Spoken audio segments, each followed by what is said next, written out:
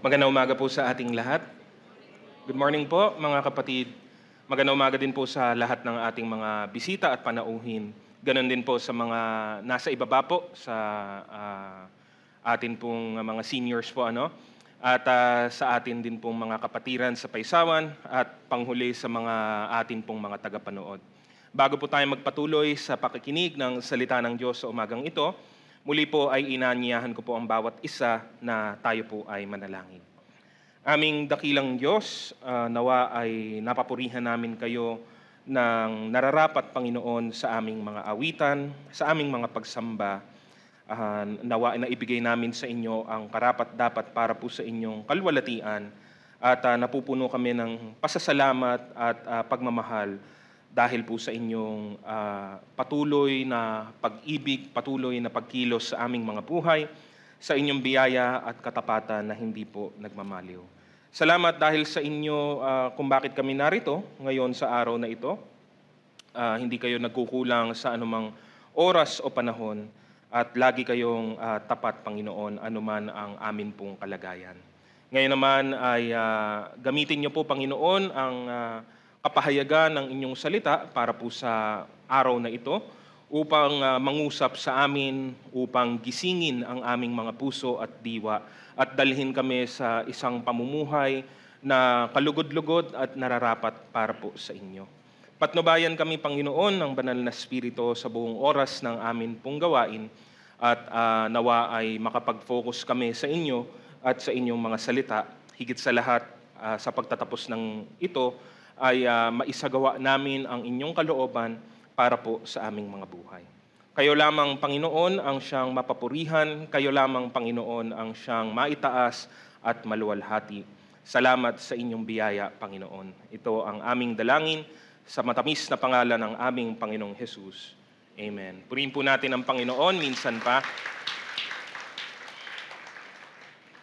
Noong nakaraan pong linggo, atin pong napakinggan ang mensahe patungkol po doon sa masaganang buhay na tanging nagmumula lamang sa atin pong Panginoon, the abundant life from God.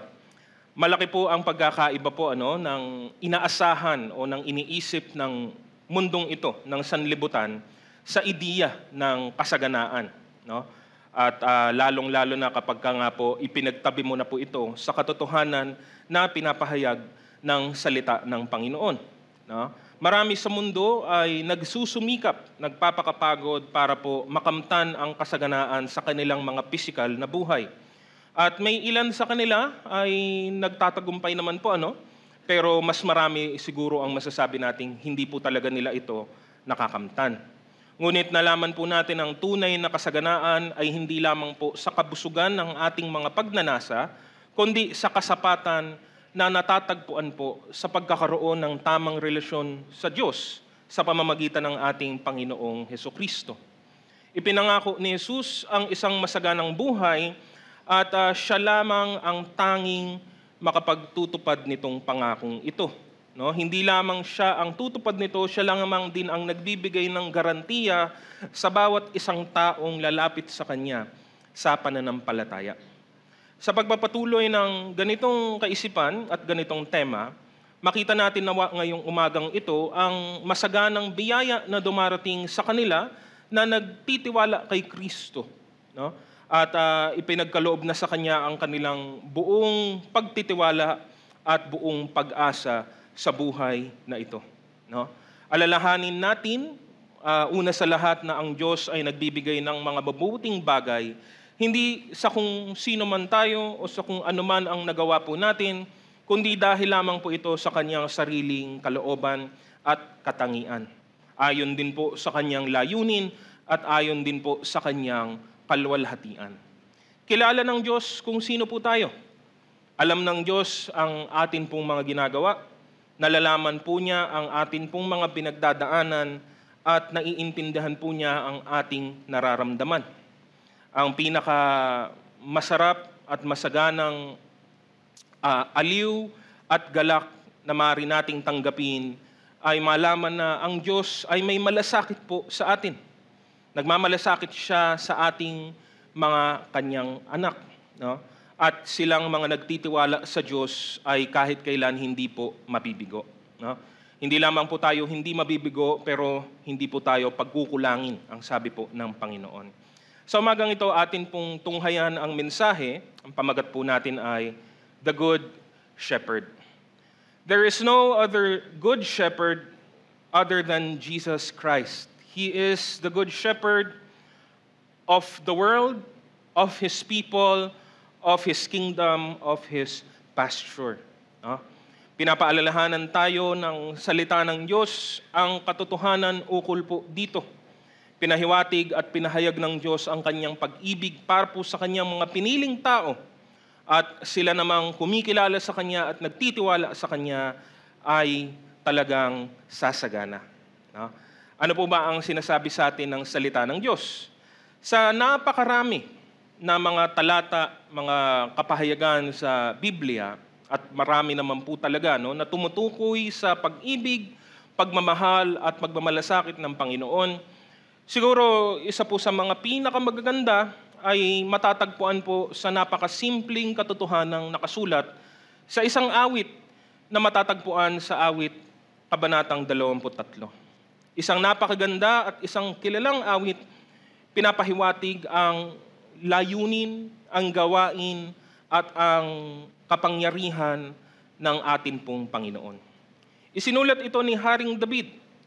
Most likely, hindi po tayo nakakasigurado kung kailan, pero sa tingin ko po, hindi naman po mahirap pong isipin o makita na maaaring naisulat niya ito sa katandaan na po niya. No? Matapos niyang makita at maranasan ang pag-ibig at kadakilaan ng atin pong Panginoon. Pinapahiwatig kasi ng awit na ito ang lalim ng kanyang relasyon sa Diyos. Hindi man po perpekto si David, marami po siyang mga pagkukulang, may mga pagkakasala din naman po siya. Ngunit ang Diyos ay perpekto. Ang Diyos ay hindi nagbabago. At ang Diyos ay ang kanyang naging pastol sa kanyang buhay. Mismo si David ay nauunawaan ito kasi siya mismo ay naging pastol din sa kanyang kabataan. At pinapatutuo ng awit na ito kung paano siya inalagaan ng Panginoon. At hindi katulad ng ibang mga awit kung saan ang subject po o ang nagsasalita po ay ginagamit ang ngalang tayo, kami. No? Dito po, ang gamit po ni David ay ang pinaka-personal, ako, sa akin. No? Dahil ito ay kanyang sariling karanasan sa kanyang Panginoon. No?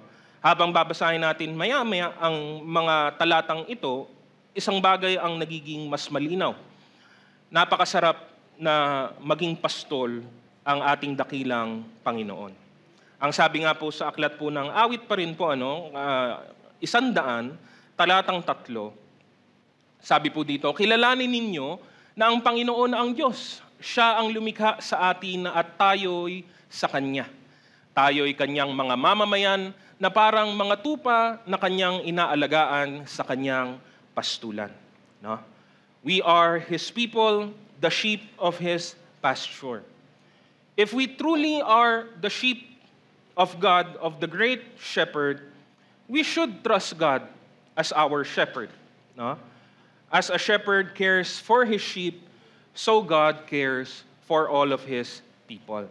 At ito po ang atin pong makikita po dito. Number 1, the good shepherd provides. No? Basahin po natin sa awit 23 nga po, talatang 1 hanggang 3, unang bahagi.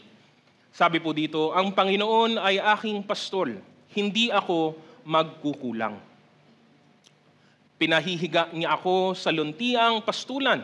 Inaakay niya ako sa tabi ng mga tubig na pahingahan. Pinanunumbalik niya ang aking kaluluwa. No? The shepherd provides everything for his flock. No? Hindi po kailangan mag-alala o mag-atubili ng mga tupa dahil hindi po nagbabago ang pangangalaga ng pastol para po sa kanila. Throughout the seasons, He leads them to green pastures, to graze, to eat, and to rest, guides them to still waters for their thirst. No? Good enough is not enough for the sheep, for the shepherd always gives them the best. No? At dito maituturing natin ang mabuting pastol, letter A, because he is sufficient in your physical needs. Alam po ng pastol ang pangangailangan ng kanyang tupa. Since God knows each of us intimately and personally, alam po niya ang lalim ng ating mga puso. No? At ito po ang unang katotohanan, ang unang panggising sa umaasa po sa atin pong Panginoon. Ano? What we think our needs may be may not necessarily be true to what the reality really is. Dahil lahat po tayo meron pong konsepto sa atin pong sarili, sa atin pong buhay, sa atin pong sitwasyon. Sa tingin natin ito ang kailangan natin. Sa tingin natin ito ang dapat mangyari. Sa tingin natin ito dapat ang kalabasan ng mga sitwasyon o mga kaganapan sa ating buhay. Ngunit sa totoo lamang, hindi talaga natin alam kung ano ang pinakamabuti para sa atin. Because the Bible tells us God knows us infinitely better than we know ourselves. Mas kilala tayo ng Diyos kaysa kilala natin ang ating sarili. No? Wala na po sigurong mas nakakakilala sa iyo kundi ang sarili mo, pero mas kilala ka pa rin ng Diyos kaysa sa sarili mo. No? And He promises sa mga nagtitiwala sa Kanya, ipagkakaloob niya ang kanilang mga pangangailangan.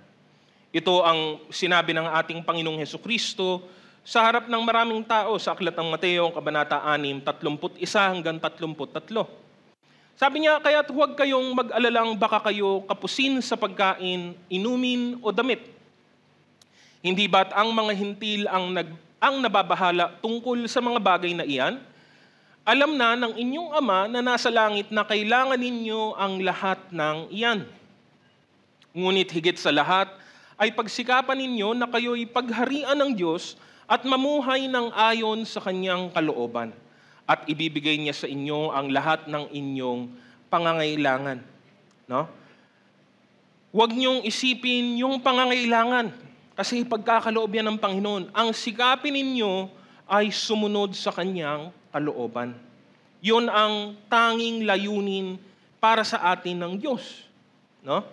At ang sinasabi po ng salita ng Diyos ay ang ipinagkakaloob ng Diyos para sa Kanyang bayan ay pawang mga mabubuting bagay. Again, ang isang note po dito ay mabuti ayon po sa Kanyang sariling pamantayan at layunin. No? Hindi po mabuti sa ating pananaw, hindi po mabuti lamang sa pamantayan ng sanlibutan na ito.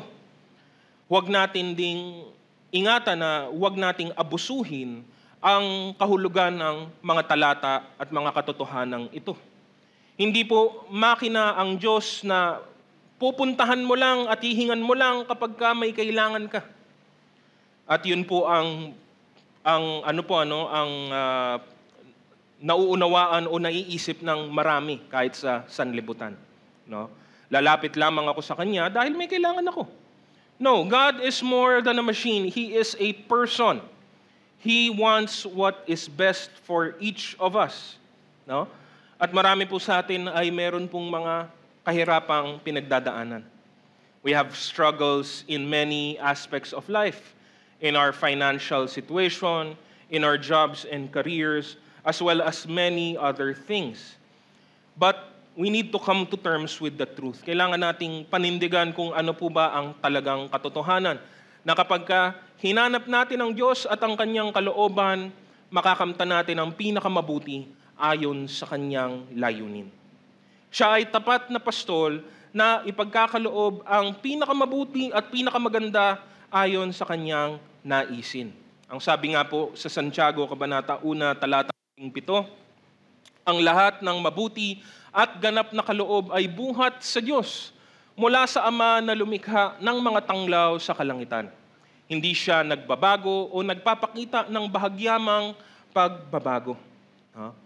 Those who continually seek God will be abundantly supplied by Him. Sabi po sa Pilipos, Kabanata 4, 11, at pupunuan ng aking Diyos ang bawat kailangan ninyo ayon sa Kanyang mga kayamanan sa kalwalatian kay Kristo Jesus. No? Sapat po siya sa lahat ng ating pisikal na pangangailangan. Hindi niya tayo pababayaan kahit kailan.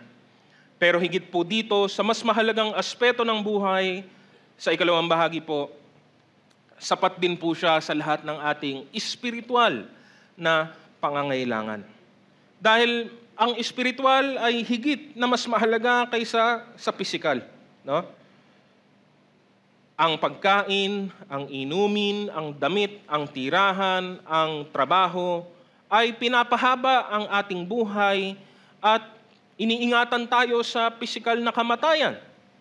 Pero kahit kailan hindi nito masasapatan, ang mga bagay na ito, hindi po masasapatan ang kabayaran ng paparating na hatol, ang espiritual na kamatayan na dadatnan ang lahat ng tao. No? Maraming tao, kasama na rin po tayo dito, ang marami din po sa atin, ay unang dumako at lumapit kay Jesus para po takasan ang mga makamundong mga problema. No? Problema sa kalusugan dahil sa sakit at karamdaman, problema sa pinansyal na aspeto dahil sa kahirapan, dahil sa matinding pagkautang, problema sa relasyon at pamilya. No? Problema sa asawa, problema sa anak, at marami pang iba. Gaya din nung panahon na nandito sa lupa si Jesus. Mas maraming tao ang naghahanap sa Kanya dahil sa kanilang mga pangangailangang pisikal. No? They come to God to address the temporary problems that they have, only to find, surprisingly, to have their biggest spiritual problem addressed by God. No? Dahil hindi lamang po yung mga pansamantalang problema ang sinusolusyonan po ng Panginoon, kundi Kanya na pong hinarap ang pinaka-matinding kahirapan sa atin pong buhay. Ang problema ng kasalanan at ang kamatayan at pati na rin ang kaparusahan nito. Sabi nga po sa eksena po sa aklat ng Juan Kabanata 4, 10 hanggang 14, sumagot si Jesus, "Kung alam mo lamang ang kaloob ng Diyos at kung sino itong humihingi sa iyo ng inumin, ikaw ang hihingi sa Kanya at bibigyan ka naman niya ng tubig na nagbibigay buhay." Nagsalita ang babae, "Ginoo, malalim ang balong ito at wala ka namang panalok. Saan ka kukuha ng tubig na nagbibigay buhay? Ang balong ito ay pamana pa sa amin ng aming ninunong si Jacob. Dito siya uminom, gayon din ang kanyang mga anak at mga hayop. Higit ka pa ba sa kanya?" Sumagot si Jesus, "Ang bawat umiinom ng tubig na ito'y muling mauuhaw, ngunit ang sino mang uminom ng tubig na ibibigay ko sa kanya ay hindi na muling mauuhaw kailanman. Ang tubig na ibibigay ko ay magiging batis sa loob niya at patuloy na bubukal at magbibigay sa kanya ng buhay na walang hanggan." No? Ang Samaritanong babaeng ito sa eksenang ito, ay nautusan hiningan ng Panginoong Hesus, ng tubig. Pinakita niya, ginamit niya ang isang sitwasyong napaka-common, napaka-ordinaryo, para ipahayag at ipahiwatig ang isang espiritual na katotohanan. Nagsimula sila sa pangungusap ng literal na tubig sa balon, para inuman, para sa mga hayop, para gamitin. At nagtapos si Jesus sa kapahayagan ng tubig ng buhay.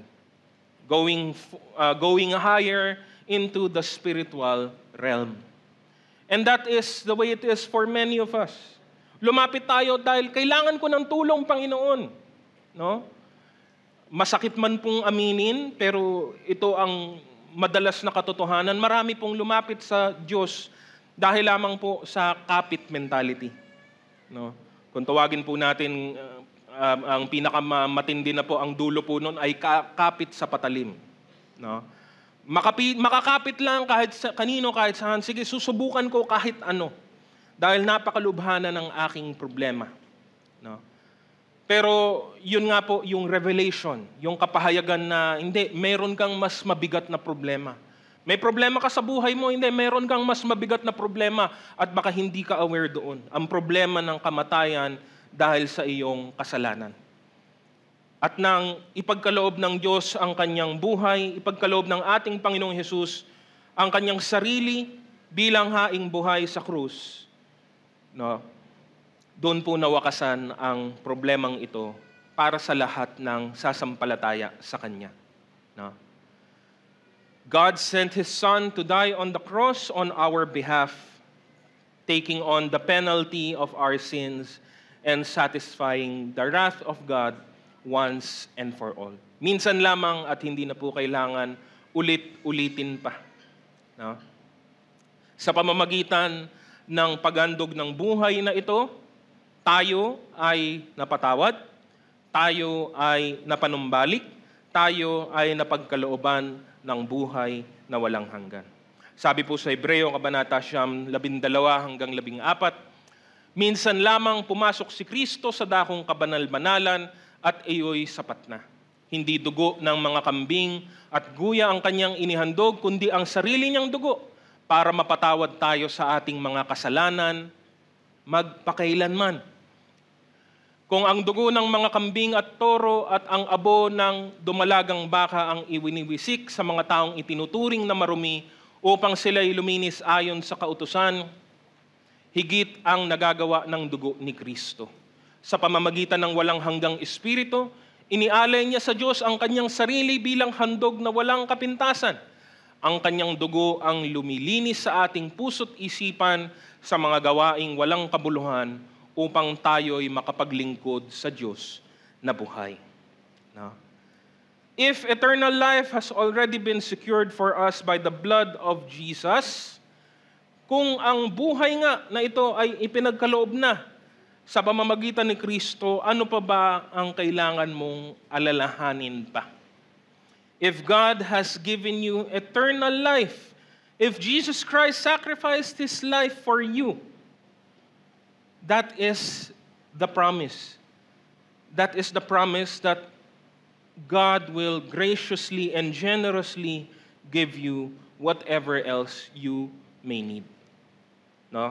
At ang paborito ko pong ang paborito ko pong talata na nagpapahiwatig ng ideyang ito ay nasa aklat po ng Roma, Kabanata 8, 32.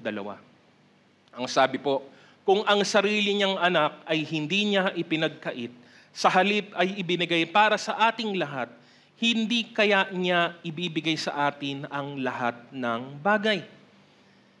Kung sarili nga niyang anak hindi niya ipinagkait, ano ang ipagkakait sa iyo ng Panginoon? Wala. Yun yung sagot. No? It's a question with an obvious answer. Ano pa bang ipagkakait ng Panginoon? Wala po siyang ipagkakait na anuman sa atin. And the spiritual blessings we gain in Christ are overwhelmingly more beneficial over those of the physical. Not only sa buhay natin sa kasalukuyan, pero kahit po sa buhay sa hinaharap.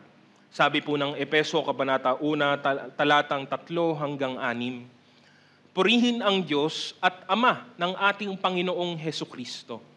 Pinagkalooban niya tayo ng lahat ng pagpapalang espiritual at makalangit dahil sa ating pakikipag-isa kay Kristo. Bago palikain ang sanlibutan, pinili na niya tayo upang maging Kanya sa pamamagitan ng ating pakikipag-isa kay Kristo, upang tayo'y maging banal at walang kapintasan sa harap niya. Dahil sa pag-ibig ng Diyos, tayo'y Kanyang pinili upang maging anak niya sa pamamagitan ni Hesukristo. Iyan ang Kanyang layunin at kalooban.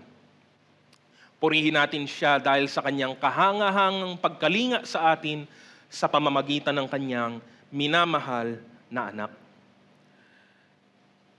When the psalmist said, He restores my soul, it was in the very literal sense. Nabibigyan po tayo ng kapahingahan sa ating hindi lang mga katawan, kundi mga espiritong nabibigatan at napapagod na. No? Ang provision po ng Panginoon ay perpekto. No? It is exactly what we need most when we need it. At higit sa lahat, it brings us true satisfaction. No? Ito ay nagbibigay ng tunay na kasapatan. No? He fulfills the need of the sheep 100%, not lacking in any good thing. Tungyan po natin yung pangalawa. The Good Shepherd also guides us. Sabi naman po sa ikalawang bahagi ng Kabanatang 3 hanggang Kabanatang 4, inaakay niya ako sa mga landas ng katwiran, alang-alang sa kanyang pangalan. Bagaman ako'y lumakad sa libis ng lilim ng kamatayan, wala akong katatakutang kasamaan. Sapagkat ikaw ay kasama ko, ang iyong pamalo at ang iyong tungkod, inaaliw ako ng mga ito. Ang mabuting pastol ay hindi po katulad ng isang boss sa trabaho na sumisigaw lang ng utos habang siya ay nasa likuran ng kanyang lamesa at nakaupo sa masarap na upuan. Because the reality is sheep cannot be commanded to go to the pasture. They cannot be entrusted with that task. Hindi po sila pwedeng pagkatiwalaan. Yung aktual na mga tupa po ay hindi po ganong katatalino talaga. No? The animal itself. Ano? So the shepherd has to lead them. Kailangan niya silang pangunahan. No? Kailangan niya silang gabayan. Dinadala ng pastol ang kanyang mga tupa para uminom sa tubig, para sumunod sa parang, at para sila ay makakain, at ganun din, pinapangunahan ng pastol sila sa lahat ng lugar upang sila din ay ingatan at bantayan. The Good Shepherd leads his sheep at all times. At meron pong dalawang aspeto ang atin pong nakita. Letter A, he leads us to paths of righteousness. No? Sa mga landas ng katwiran, landas na matuwid. Because the shepherd is a righteous God. Siya po ay matuwid. At nasa kanya po siya po ang pamantayan ng lahat po ng mabubuting bagay at ng mismo ng katotohanan. Hindi po gayon nakapagtataka na ang landas na kanyang ibinibigay para sa kanyang mga tupa ay landas patungo din po sa katwiran. Para po sa mga tupa, ang ibig lamang pong sabihin nito, it means that we must stay in that right or true path. Paths that are certain to lead to rest and provision gaya ng nabanggit sa naunang talata kanina sa verse 2. No? Ito ang inihanda na ng Diyos para sa atin noong una pa man. Gaya nga ng sinabi po sa Efeso Kabanata 2, talatang 10, sapagkat tayo'y nilalang ng Diyos, nilikha sa pamamagitan ni Kristo Jesus upang iukol natin ang ating buhay sa paggawa ng mabuti. Iyan ang layuning pinili ng Diyos para sa atin noong una pa man. The shepherd will never lead us to paths of unrighteousness or paths of unholiness. Hindi po nang tutukso ang Diyos ng sino man pong tao. No? Hindi po yun sang-ayon sa kanyang nature or sa kanya pong character. Hindi niya tayo dadalhin sa anumang kasamaan. It will never happen. No? Because some people tend to justify. No? Pinagtatanggol nila ang kanilang mga maling desisyon at idinadawit pa po ang pangalan ng Panginoon sa kanilang mga makasariling gawain. God will never ever do that. Hindi niya po tayo dadalhin sa mga ganitong dako. Kung natagpuan natin ang ating sarili sa masamang kalagayan, you can be sure na lahat ng dahilan ay nariyan, puwera ang Diyos. God will never lead you there. No? Ang mga landas na ito na itinakda ng Panginoon ay kanyang layunin ayon sa kanyang perpektong kalooban. Kaya naman hindi mahirap that the created reflects the Creator. Siya ang lumalang sa atin, siya ang lumikha sa atin, at tayo na nilikha sa kanyang wangis ay dapat pong isalamin ang kanya din pong katangian. God is holy and righteous, so we should embody those characteristics as well. Sabi po sa unang Tesalonica, Kabanata 4, talatang 7, tayo'y tinawag ng Diyos upang mamuhay sa kabanalan, hindi sa kahalayan. No? At ginagawa niya ang lahat ng ito alang-alang sa sarili niyang katayuan, sa sarili niyang pangalan, sa sarili niyang kagustuhan at kalwalatian.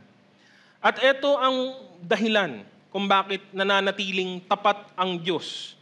Kung paano naging tapat na pastol ang Diyos kay David at kung paano siya nagiging tapat na pastol sa atin hanggang sa panahon na ito.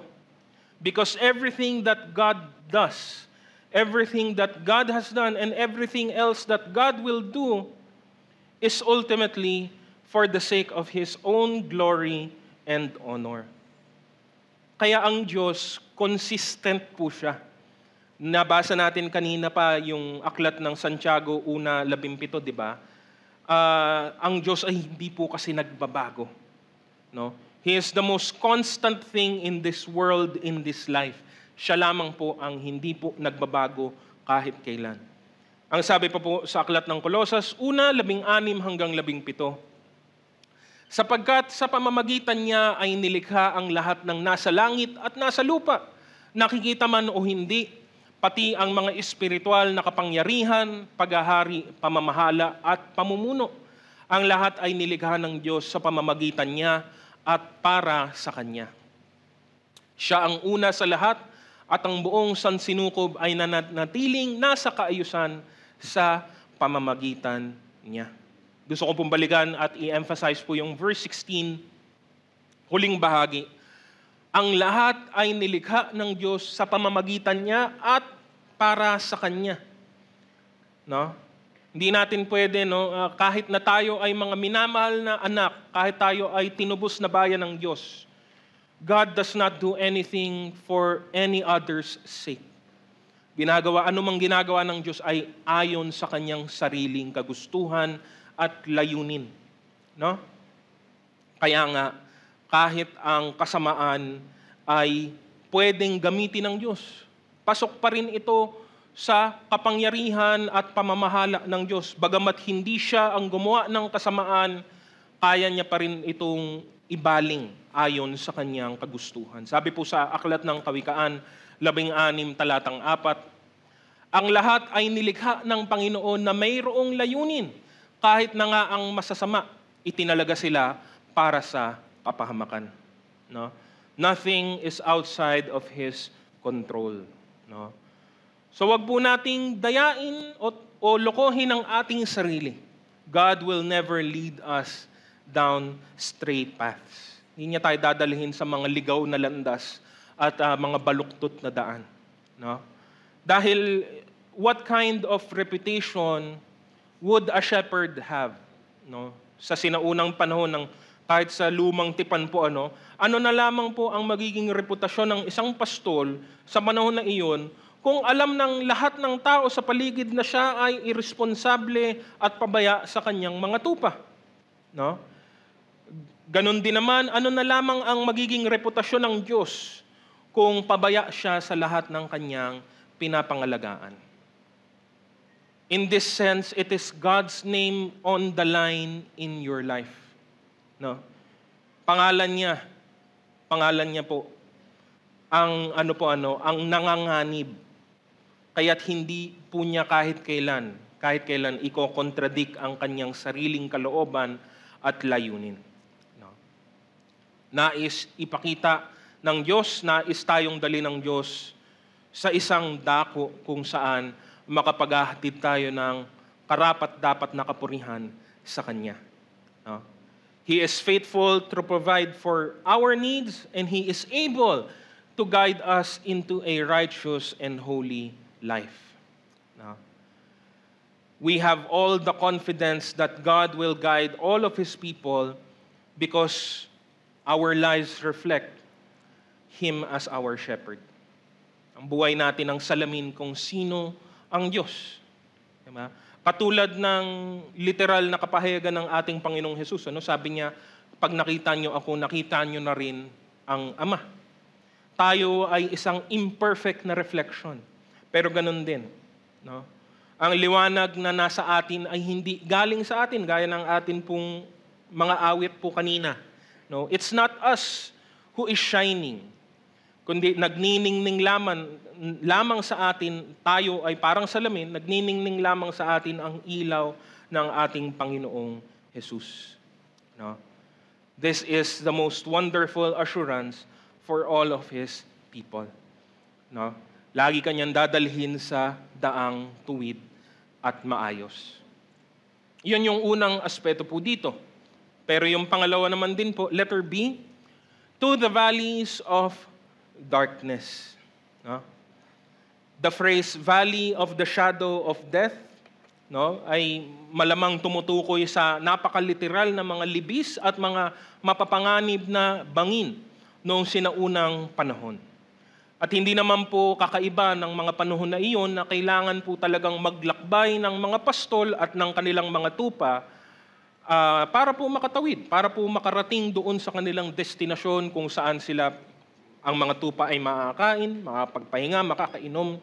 Ngunit along the way, hindi mo po maiiwasan ang mga mapanganib na lugar. Marami pong panganib sa mga libis na ito. No? Maring may mga kawatan, mga bandido na nag-aabang. Maring may mga mababangis na hayop na nag-aabang din ng kanilang susunod na makakain. O mismo yung yung mismong mga libis ay mahirap pong tahakin. Dahil magaspang ang daanan, dahil may mga bangin na malalalim, may mga madidilim na lugar na pwedeng ikaligaw ng mga hayop. No? At ano po ang pahiwatig ng katotohanan pong ito? Pinapahiwatig ni David ang katotohanan ito sa atin din pong buhay. Dahil ang daang matuwid ay hindi po laging daang mapayapa. Ulitin ko po, ang daang matuwid ay hindi po laging daang mapayapa. Ang daang matuwid, hindi po laging daang komportable. At yun po yung punto. No? We are not promised that there will be no evil. Hindi po ipinangako ng Diyos na ay hindi ka makakaranas ng anumang kasamaan. Ano po ang assurance? Kahit po sa awit na ito. Though I walk through the valley of the shadow of death, I will fear no evil. Hindi mo kailangang matakot. Hindi ka laging iiwas ng Panginoon sa mga mahihirap na landas at mahihirap na sitwasyon. Pero nandun ka man sa libis na iyon, hindi mo kailangan matakot. Because of what? Sabi po ni David, for you are with me. Dahil kasama ko ang Panginoon. Even in the lowest and darkest valley of life, the shepherd is with us. Maraming beses ito naranasan ni Haring David mismo sa kanyang sariling buhay. Lalong-lalo na nung pinagtataguan niya si Haring Saul na talagang hindi lamang po tinatago ang kanyang layuning hamakin o patayin si Haring David. Well, nung panahon na ito, hindi pa po siya hari. Nung panahon hindi pa po siya hari, ay nanganganib po ang kanyang buhay sa maraming pagkakataon. Think about the times David experienced. No? Kailangan niyang magpanggap na nababaliw. Kailangan niyang magtago sa kuweba. No? Kailangan niyang iwan ang lahat ng kanyang mga minamahal sa buhay at mapag-isa sa ilang para lang manatiling buhay sa kasalukuyan nung panahon ng mga ito. No? Even though, during that time, at that moment in time, sinabihan na siya, pinangakuan na siya ng Diyos na ikaw ang magiging hari pagkatapos ni Saul. Hindi kinalimutan ng Diyos si David. Hindi din siya binalikan kasi hindi naman siya iniwan eh. Kasama ni David ang Panginoon sa lahat ng mga dakong ito. Hindi siya pinabayaan. No? The rod and the staff, no? Parehas pong mga instrumento at kasangkapan na ginagamit po ng pastol. The rod used for fighting off, fending off enemies or animals, and the staff to guide the lost sheep. No? Magkaiba po ang dalawang bagay na ito, parehas po silang may gamit para po sa kapakanan ng tupa. Implying that we are secure under the care of the mighty God. Si Apostol Pablo, fast forward tayo sa Bagong Tipan, nakaranas po ng lahat ng uri ng kahirapan. pero hindi po siya natinag, hindi po siya napanghinaan ng loob. There will be discouragement. There will be hard times, but not so much that you will give up. Hindi po aabot sa punto na papasukuin ka ng mga bagay na ito. May napakaganda siyang sinabi sa Aklat po ng Roma, Kabanata 8, 18. Sabi niya, para sa akin ang mga pagtitiis natin sa kasalukuyan ay hindi maihahambing sa kalwalatiang mahayag sa atin balang araw. Hindi po ipinangako ng Diyos ang isang buhay na walang kahirapan, na isang buhay na sobrang sarap na wala ka nang aalalahanin pa. Katunayan, ang kanyang sinabi ay, itakwil ninyo ang inyong mga sarili at pasanin ninyo ang inyong mga krus. Yun ang kanyang utos sa atin. No? God may not always use His power to keep us out of trials. But we can be assured of His presence and power to be with us as we go through those same trials. Kasama natin siya nasaan man po tayo. Sabi nga po sa aklat po ng Isaiah 41 verse 10, huwag kang mangamba dahil ako ang Diyos mo. Palalakasin kita at tutulungan. Iingatan kita sa pamamagitan ng aking kapangyarihan na siya ring makapagliligtas sa iyo. Saan man tayo lumalakad, sa mga tuwid at patag na daan o doon sa madidilim na libis, isang bagay ang nasisiguro natin. Kasama natin ang mabuting pastol, pinapangunahan po tayo. No? Hindi po siya nandun sa likod natin, nasa unahan po natin siya. Siya po ang lumalakad sa harap po natin, iniingatan tayo at ginagabayan po tayo.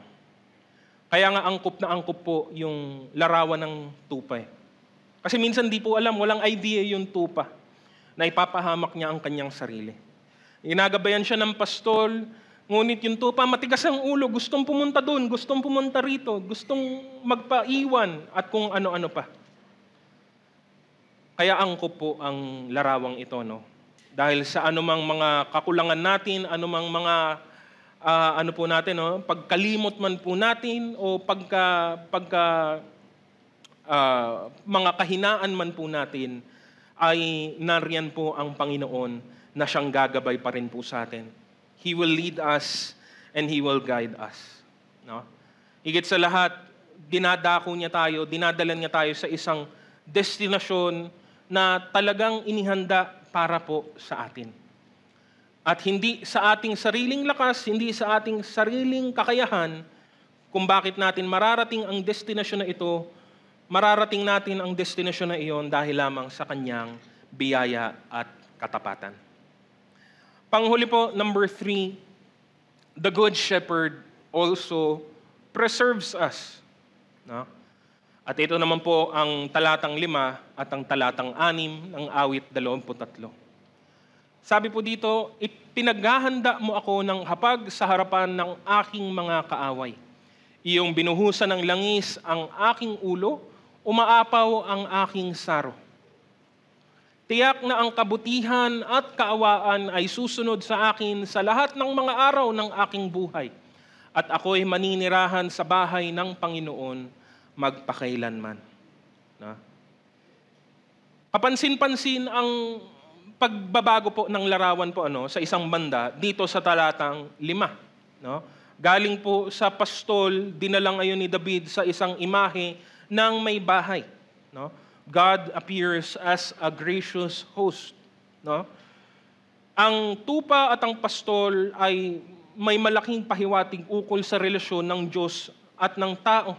At ganun din naman, ganun pa rin ang ipinapahiwatig ng imahe na ito na ang Diyos bilang isang may-ari ng bahay. Hindi nito nababawasan ang imahe ng pagiging mabuting pastol niya. Again, brings to mind someone who prepares and assures all good things for His people. At makikita po natin ang ilang bagay din po dito. Letter A, He gives you abundant comfort. No? Wala na po sigurong hihigit na seguridad o kaaliwan ang maaari pong matanggap ng isang manlalakbay sa sinaunang panahon than to be offered hospitality of a home. No? Ibang-iba po sa panahon po natin ngayon, kung saan ang hospitality po ngayon is more of a courtesy and more of a sign of politeness or of being gracious. No? Dahil ngayon magkakalapit po ang bahay, nakatira po tayo sa syudad, at iba na po ang normal ngayon kumpara sa noon. Back then, houses were few and far in between. At gaya nga ng nabanggit sa nakaraang bahagi po natin, may mga maayos na daan at mayroon pong mga mapapanganib na daan din po. At kung ikaw ay manlalakbay, gaya ng maraming beses na nabanggit sa Biblia, marami pong iba't ibang panahon na naglalakbay ang iba't ibang mga tao. Sa Abraham ay naglakbay. No? Ang mga Israelita ay naglakbay. Ang mga alagad sa Bagong Tipan ay mga manlalakbay din po. No? There are definite dangers and harm that befall them at every turn. Kaya't ang patuloyin ka sa isang bahay noong panahon na iyon ay isang napakalaking biyaya. No? It was a provision of shelter and food, of rest and of comfort. More than that, it was a guarantee of protection from harm. No? Naalala ko po yung pagkakamukha nito doon sa ginawa din po nung mabuting Samaritano. 'Di ba? Anong ginawa ng Samaritano? Doon sa talinhaga po dinala siya sa bahay panuluyan at doon ipinagbilin siya. No? Para po may mangalaga at may umasikaso sa kanyang pangangailangan doon po sa Hudyo sa kwento. At yun po yung larawan na ipinapahiwatig po dito. Ang Diyos ang may-ari ng bahay at ikaw ay inaanyayahan niyang umupo sa kanyang hapag at kumain. At ang isang mahirap na bagay nga po dito, kahit nung dati po, nung una ko pong binabasa po ito, bakit naman, sino bang tao ang kakain sa harap ng kanyang mga kaaway? No? Because that's what the verse says, you prepare a table in the presence of my enemies. Why would God do that? But it's not the way we think it is. No? Ang ibig pong sabihin, kahit na nasa harapan mo ang iyong mga kaaway, makakakain ka ng sagana at ng komportable. Dahil nandito yung may-ari ng bahay. No? Walang gulo, walang anumang pwedeng mangyari sa iyong anumang kasamaan dahil nandito ako. No? I guarantee your protection and your comfort. No? Kasi eating in the presence of your enemies is a very hard thing to do. No? Mahirap pong gawin po yun, not just in the realest sense but also in the sa punto ng hindi ka po komportable, lagi kang nakatingin sa gilid ng iyong mata, at anytime pwede ka nilang sunggaban, atakihin. Hindi po yan mangyayari. It is only made possible if the person you are with is greater than your enemies. At yun po ang sinasabi po ng Biblia sa atin. Sa aklat po ng unang Juan, Kabanata 4, talatang 4, ito po ang mababasa. Mga anak, kayo nga'y sa Diyos na at napagtagumpayan na ninyo ang mga huwad na propeta. Sapagat ang espiritong nasa inyo ay mas makapangyarihan kaysa espiritong nasa mga makasanlibutan. No? The table prepared in the presence of your enemies was the host's public announcement to all to not to attempt to harm or harass his guest. No? Sabi ng host, huwag niyong gagalawin yan. Akin yan. No? Kapag may ginawa kayo dyan, ako ang haharapin nyo. Mananagot kayo sa akin. Yun po yung guarantee ng Panginoon dito. No? Nandun din po yung larawan ng dalawang bagay. Your head anointed with oil was a generous gesture of honor.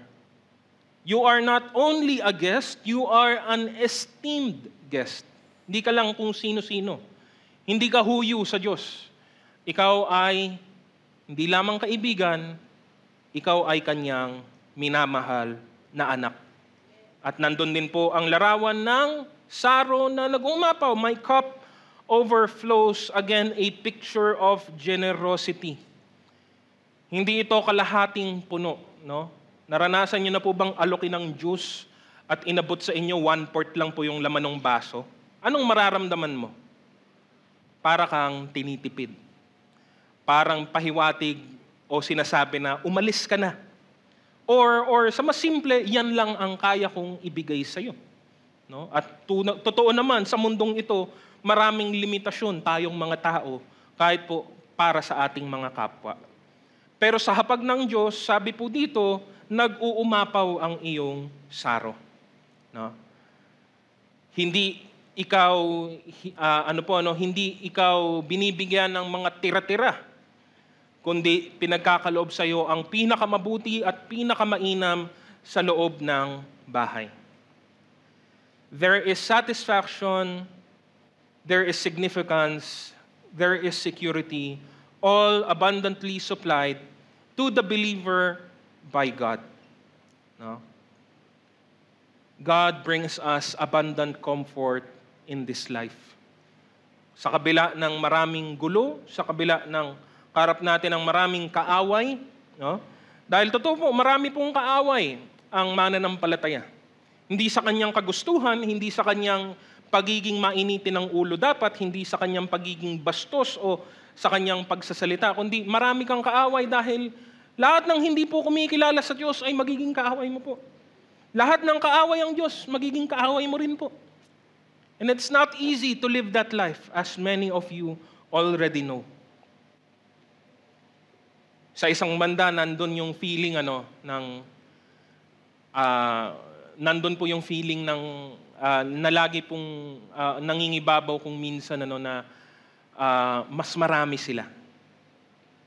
Mas malakas ang puwersa kung minsan sa isip lang naman natin parang mas matindi, mas makapal ang puwersa ng kasamaan sa mundo kaysa ang mabuti o yung para sa Diyos. But that doesn't matter because it is God who is with us. Isa lang ang Diyos, pero ang Diyos walang hanggan. So, anong problema mo? Marami man ang tao, meron po silang limitasyon at meron lang din po silang hangganan at bilang. No? Kaya kung kasama mo ang Diyos, walang anumang kakulangan sa iyo. Sabi po sa Efeso Kabanata 3:20, sa Kanya na makagagawa ng higit pa kaysa maaari nating hilingin at isipin sa pamamagitan ng Kanyang kapangyarihang nagahari sa atin. Muli po, isang pamilyar na bendisyon, pero ano nga po ba ang nilalaman? No? Dahil siya ang nakakagawa ng higit pa kaysa maaari nating hilingin at isipin. Siya lamang ang may kakayahan gumawa ng mga bagay na ito. No? At kaya niyang gawin ito dahil ang kanyang kapangyarihan ay nasa atin na.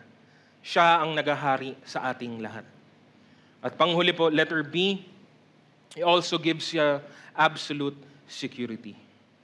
Dahil ito ang resulta ng assurance ng kasaganaan sa talatang 5, there is that confident claim of security we have in verse 6. No? Goodness and mercy, no? Ay pwede po nating i-translate into steadfast love. Pag-ibig na hindi po nagmamaliw. The steadfast love of the Lord is one of the most comforting attributes of God for the believer, for the Christian. Ito po ang pangako ng Diyos na nagbibigay sa atin ng lakas para humakbang patuloy sa mundo at sa buhay na ito na punong-puno ng mga kahirapan. It strengthens us in times of weakness and comforts us in times of distress. Ikumpara mo po doon sa mamanahin at aakuin ng mga masasama na hindi po kumikilala sa Diyos. Wala po silang ibang maaasahan kundi ang hatol at ang disgrasya.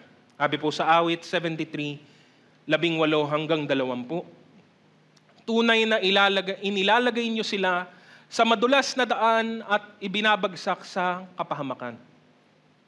Bigla silang mapapahamak, mamamatay silang lahat at nakakatakot ang kanilang kahahantungan. Para silang isang panaginip na pagsapit ng umaga ay wala na. Makakalimutan na sila kapag pinarusahan niyo na. Those who trust in God, hindi lamang po sila sinusundan ng kabutihan, ng kagandahang loob at habag ng Diyos. Sa isang banda tayo ay hinahabol po nito. No? Parang ang isang kasabihan po natin, hindi ka po nito tatantanan. San ka man magpunta, nandun po ang steadfast love ng atin pong Panginoon.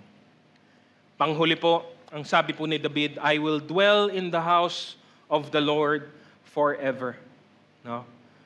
We can take it as in the literal sense, yung templo na naging dako ng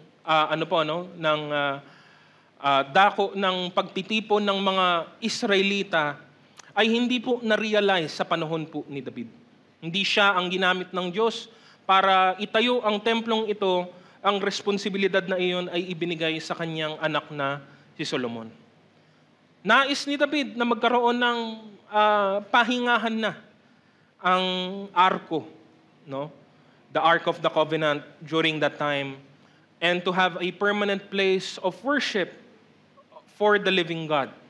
No? Pero David could have never realized, David could have never imagined kung ano pala ang layunin ng Panginoon sa kanyang kagustuhan po. Tayo ngayon ang pinaka-privileged because tayo na bahagi na ng pamilya ng Diyos, tayo na pinapanahanan na ng banal na Espiritu. We are the temple of God. What makes a temple is not the earthly things in it, but because of the Spirit of God in that place. No? Nawasak din yung templo. No? Gaya nga ng sinabi din ng ating Panginoong Hesus. And to this day, hindi na po siya naitayo ng muli. But that doesn't matter in the long term. Dahil natupad na po yung pangunahing layunin ng Diyos na tayo ay ang kanyang maging templo dahil nananahan na sa atin ang banal na Espiritu. It is not us who dwells in God's house in that sense, but it is God who dwells in us forever. And yes, darating din naman tayo sa pinakadulo nito kung saan makakapiling at makakasama natin ang Panginoon sa langit magpakailanman. No? Hindi man natin to makita sa buhay sa kasalukuyan, mararanasan natin ito sa buhay na walang hanggan. Ang sabi po sa 2 Timoteo, Kabanata 4:18, ang Panginoon ang magliligtas sa akin sa lahat ng kasamaan at siya rin ang maghahatid sa akin ng ligtas sa kanyang kaharian sa langit. Purihin nawa siya magpakailanman. Amen.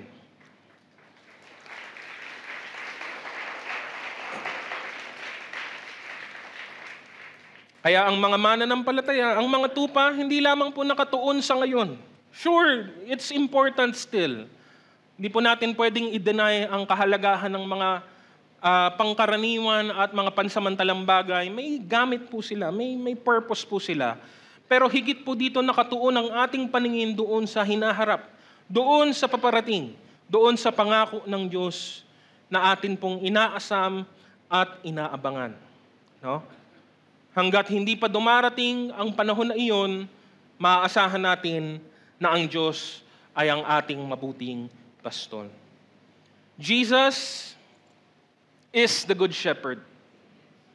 Sabi po sa talatang 11 ng Juan Kabanata 10, ako ang mabuting pastol, iniaalay ng mabuting pastol ang kanyang buhay para sa mga tupa at ginawa na nga niya po ito. Tapos na po ito. Nangyari na po ito. Ang tanong po, ang pinakamahalagang tanong, are you one of His sheep? Huwag ka pong mag-astang tupa lamang. Siguraduhin mo natupa ka po talaga niya. At ano po ang palatandaan? Nasa verse 27 naman po. Nakikinig sa akin ang aking mga tupa, nakikilala ko sila at sumusunod sila sa akin. To be a sheep, no, to be a real follower of Christ is to hear His voice and to obey His commands. Meron pong pinapagawa ang Diyos sa atin. Meron pong layunin ng Diyos para sa atin. Meron po tayong mga responsibilidad at mga pananagutan. The sheep listens to His voice and obeys His command. No?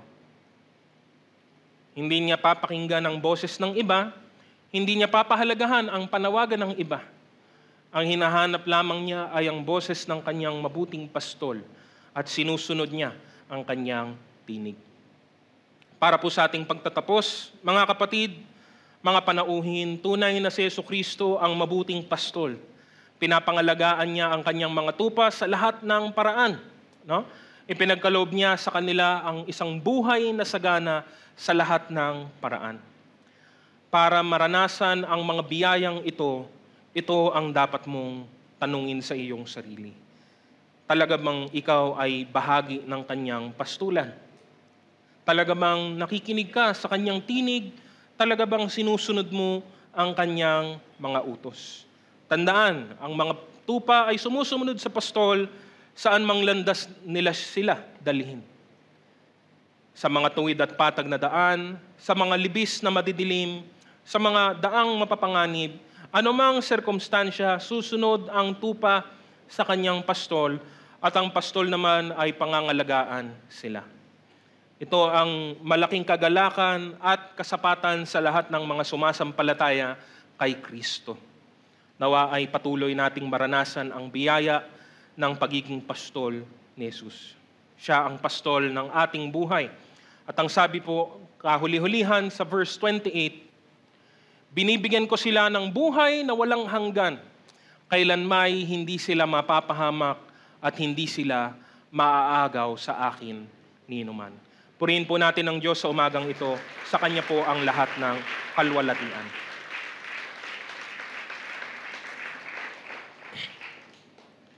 Inaanyahan ko na pong lahat ay tumayo para po sa ating pangwakas na panalangin at bendisyon.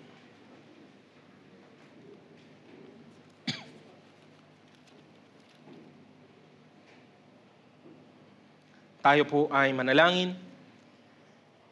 Aming dakilang Diyos, maraming salamat dahil kayo ang mabuting pastol, kayo ang Diyos na nagbibigay ng buhay na kasiyasiya, isang buhay na sagana sa bawat isang nagtitiwala sa inyo, sa bawat isang sumusunod sa inyong kalooban. Salamat dahil sa kabila ng amin pong mga karanasan, sa kabila ng amin pong mga problema at kahirapan, ay nandyan kayo. Ang inyong mga pangako ay amin pong nararanasan at laging maaasahan sa anumang oras, sa anuman pong panahon. Hindi kayo nagkukulang, Panginoon. Sa bawat dako ay sapat ang inyong biyaya sa amin. Laging napupunuan ang aming pangangailangan, gaano mang kalaki o kaliit po ito. Patuloy na ipakita namin ang aming pagiging masunurin sa inyo. Magtiwala kami sa inyo ng buong puso, hindi lamang sa diwa o sa salita, kundi sa pamamagitan ng aming mga aksyon at gawa. Sundin namin ang inyong kalooban, gawin namin ang inyong layunin, isagawa namin ang inyong mga utos, Panginoon, sa aming mga buhay. Upang maging kasiyasiya ang aming mga gawain at mapunuan, Panginoong Diyos, ang aming mga kagustuhan. Ang kagustuhan namin ay hindi lamang po sa aming sarili, ang kagustuhan namin ay tuparin ang inyong kalooban. Kaya naman, ang mga salitang ito ang siyang tumimo sa aming mga puso. Ito ang gumabay sa amin sa mga darating na mga araw, sa mga darating na mga pagsubok, Panginoon, at manatili kaming matibay anuman ang aming kalagayan at sitwasyon. Salamat sa inyo, Panginoon, at ang lahat ng kapurihan ay ibinibigay namin tanging sa inyo lamang. Tanggapin po natin ang bendisyon. Naway lubusan kayong pabanalin ng Diyos na siyang nagbibigay ng kapayapaan at naway panatiliin niyang walang kapintasan ang buo ninyong katauhan, ang espiritu, kaluluwa at katawan, hanggang sa pagparito ng ating Panginoong Hesukristo. Tapat ang tumawag sa inyo at gagawin niya ang mga bagay na ito.